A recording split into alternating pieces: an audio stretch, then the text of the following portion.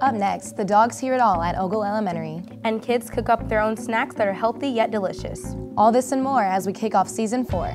Frisco ISD-TV starts now.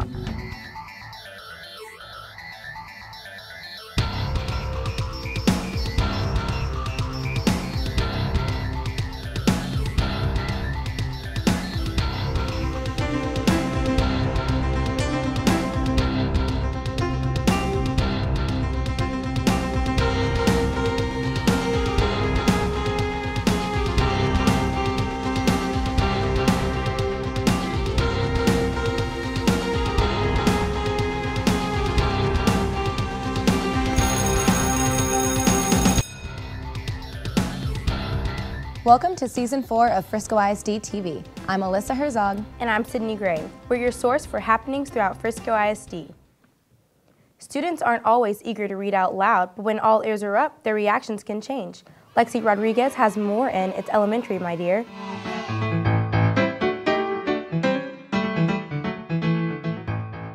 Pets helping people. It's not only the motto for the READ program, but it's also what the therapy dogs are all about, helping people. To be a READ dog or a READ team requires that the dog first have to become a therapy dog, a certified therapy dog, which means they have to go through considerable training and then they have to be evaluated, as well as their owner has to be evaluated. As they're evaluated as a team to make sure that they are going to be the right type of a team to be able to do therapy work. If they pass that, then if they want to go ahead and pursue READ program, they then have to go through additional training to become certified as READ, which means Reading Education Assistance Dog. These four-legged friends visit Ogle 5 times a week and are different from the average dog. You're not just taking your dog out of the backyard and saying, I'll take him to school today, and let him read to the kids. And so that alleviates a lot of fears in the facilities, because people know these are a trained team. Students who were in the program last year shared their thoughts on the benefits of reading to these eager listeners. They're not going to correct you at all, so you can just keep on reading. Like, if you don't like reading out loud to different people, you don't have to, since you know that they're still listening, but they don't have to correct you, so you're still learning something about reading. It's much better than reading to a person, because there's not a lot of noise, because whenever other people read, they sometimes read out loud, and dogs, they're just quiet and they like to listen to the kids read, and I think it's a lot of fun. There's no bones about it when it comes to training these volunteers. These dogs and their handlers or their owners who are working in the programs, while they're all volunteers, they've had pretty extensive training and teaching and evaluation to make them ready to be able to be a good team. Second grader Ryan seems to like his new teammate. She's a really nice dog, and she always listens to me when I read. The therapy dogs help students develop their reading and social skills while spending time with a furry friend. I'm Lexi Rodriguez for Frisco ISD-TV. Wow, when I get home, I'm training my dog to be a therapy dog. That's a good idea, and I'm sure you can read your college essays to it. Sounds good. I'm sure he will accept me. Frisco abounds with diversity, and it comes as no surprise that our students at Roach Middle School are drawing up new ways to blend it with soccer. Jamie Miller has more in the middle of it all.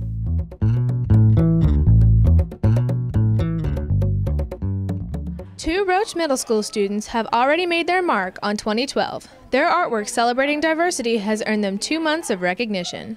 Basically, it's an art contest for the different months of the year for the calendar, and they also pick one for the cover. The Dallas's Diversity Calendar Contest is sponsored by the Dallas Cup, which is the oldest international youth soccer tournament in the United States. So the students have to depict something about diversity, soccer, and Dallas as well. The work of Frisco ISD students Chinaza Agbor and Maria Escano was chosen out of over 300 entries. They were inspired in different ways for their take on diversity. I drew a soccer ball and then different flags around the world. I used leadership and kind of working together. Most of it I used my imagination. Art teacher Kristen DiCarlo provides opportunities for students to take control of their art outside of the classroom. Well, I have a contest bulletin board in my classroom, and I just post art contests throughout the year as I get them. I posted it on the bulletin board, and lots of students were interested and eager, and they did a really good job with it. The results brought happiness and surprises. I got the email over the summer, and I just couldn't believe it. I emailed my principal right away. I lost the competition before that, so it actually made me feel better because I thought I was going to lose this one too. I was happy. And to get 2 chosen for the calendar was quite an honor, so I was really excited. DeCarlo feels her students benefit from the contest. They get exposure, they get their name out there, they get their artwork seen out there. The winners of this contest actually get recognized on the field at the Dallas Cup, which is held at Pizza Hut Park, and they get bragging rights, that kind of thing. For Chinaza and Maria, counting down the days of the week has a more personal meaning. See their work in the upcoming calendar and at the Dallas Cup. I'm Jamie Miller for Frisco ISD-TV. Thanks, Jamie. I can't wait to get my calendar. Well, there's one day of the year that weighs heavy on the minds of many, September 11th. I attended the 10-year memorial hosted by the Frisco Garden Club, and in Higher Learning, we see how a Frisco High School student played a part in the ceremony.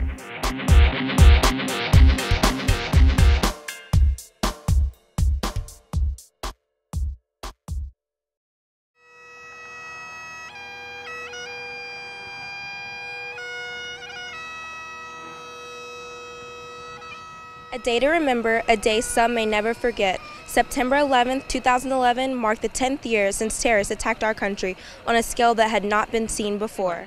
The Frisco Garden Club hosted this year's remembrance service to honor those who lost their lives in the 9/11 attacks. Attendees gathered at Warren Sports Complex to listen and recall memories of that day. Yet those that wish to do us harm learned a few lessons that day. Frisco Mayor Masso also spoke at the memorial in honor of those who lost their lives. They can take innocent lives, but they can't take away our freedom. Frisco High School's Alora Latin lifted her voice to honor our nation. Latin shares what she remembers about September 11th. I don't really remember what happened on 9/11. I was only 5 years old at the time, so I don't have a lot of recollections of that day, but I do every year watching the TV shows on it, the many newscasts, going to things like this. It really does impact me and help me have a greater appreciation for people who give their lives for our country. This is a great way for me to feel like I'm contributing to help support those who did do amazing things on 9/11. Guest speaker Donna Schmittler gave a personal account of how her life was forever changed. They tried to divide us, but we came together. And I think that's why it's very important that we remember. Persons who spoke said the memorial gave people the chance to reminisce on how 9/11 holds a significant place in the hearts of many Americans. Sydney, it looked like there were a lot of people there. Yeah, the stories were really touching, and I think people walked away with a new sense of hope.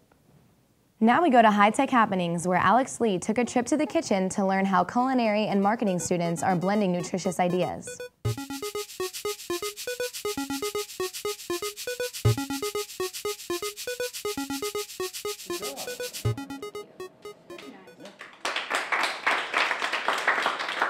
Students in culinary arts stood up a collection of recipes for kids to create in their own kitchen.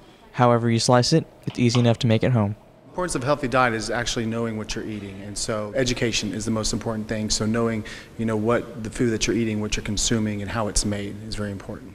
Medical City Children's Hospital started this program in May 2010, and every year they send dietitians to teach students about nutritional facts and food labels to understand the importance of a healthy diet. Well, Medical City Children's Hospital created the Kids Teaching Kids program, and what we do, it's a partnership that we have with the Greater Dallas Restaurant Association that sponsors Texas Pro Start schools, high school programs. There's about 27 in the North Texas area, and so we just go to those high schools because these kids have a little bit more passion for food. They're more likely to further their education in food and hospitality after they leave high school, so they're our future chefs of tomorrow.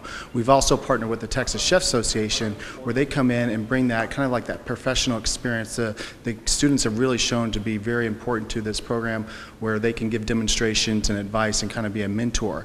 And what we want to do, what the hospital wants to do, is just be there as a community program and support to try to combat the childhood obesity in a way that hasn't been done before through the snacking epidemic, part of that. Chef mentor Dawn Knowlton joined the effort for personal reasons. I'm involved with the program because I myself have fought weight issues all my life, and I developed a healthier eating attitude to make my life better, and it's allowed me to become more involved in the community and get out and teach healthier eating lifestyle too. Culinary students not only learn about the importance of healthy eating, but put that knowledge to the test by sharing their ideas across the district. We made the Little Italy pita pizza because pizza is something that all kids like and enjoy, and it's easy and simple to make. We made a sweet and citrusy sparkler. It's a drink with club soda, orange juice, lemon juice, and strawberries and raspberries. We chose to make this because we thought it would be fun for the kids. We use a plastic baggie instead of a blender to let them squish it with their hands, because more hands-on experience generally makes them remember better, so they're more likely to make it. And we thought it would be pretty easy to make, and it turned out it was. They're also doing something for the community of Frisco. They are playing a hands-on role on helping elementary school kids learn about healthier sides of food, but also make it fun and edible and good. Student chefs were all smiles knowing that their recipes will spread across Frisco and be savored by many. The Kids Teaching Kids cookbook will be published later this year and will include these recipes and more. I'm Alex Lee for Frisco ISD-TV. Thanks, Alex. It looks like kids will have fun being healthy. In FISD events, we look at the growing concern about test scores among African American students in Frisco ISD. It's not just a local issue. There are disparities nationwide when compared to students of other ethnic groups. One parent coming forward with their concerns sparked the growth of a new organization. It took one voice to speak up and make a difference.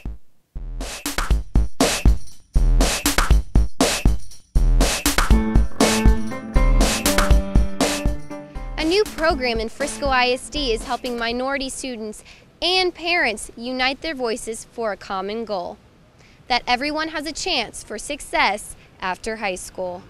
Parental Support Coordinator Patrice Dunn and One Voice Community Leader Peter Burns share their insight on One Voice. This meeting was designed specifically to introduce One Voice to our audience, and also let the audience know what One Voice is about, how we're going to implement One Voice, and more importantly, why did we start it, so that they understood exactly why we started One Voice, and then also to let them know what they can do to help us be a part of it so that we can have success with our students.